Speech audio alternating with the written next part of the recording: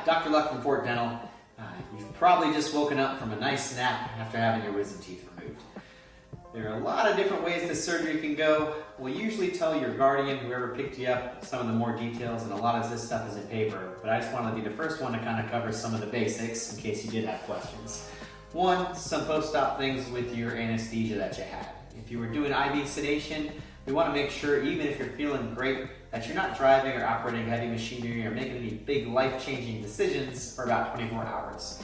A lot of that stuff does take time to fully get out of your system. Please no alcohol or any other depressants or any other medications like that that could affect some of the sedation medication that's still in your system.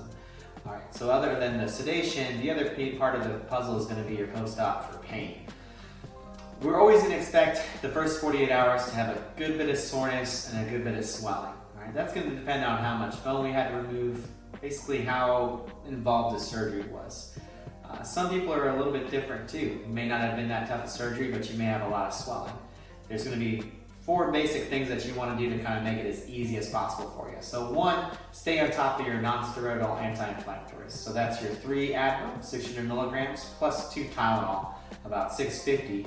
You're going to take that 3 to 4 times a day with food. Take it easy on your stomach. So make sure you're staying on top of that even if you're not hurting the first 48 hours. 2, a little bit of ice, just as if you sprained your ankle.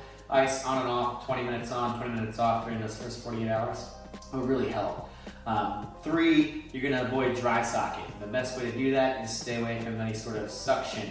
So that means no straws, no smoking, no vaping, no aggressive swishing, nothing that could dislodge that clot out of there, okay? And then the 4th one is I just want you to pay attention if you get any sort of really bad smell, really bad swelling that's like what comes with a fever, or you see some pus in that area, you need to let us know because that's sounding more like an infection than normal post-op pain.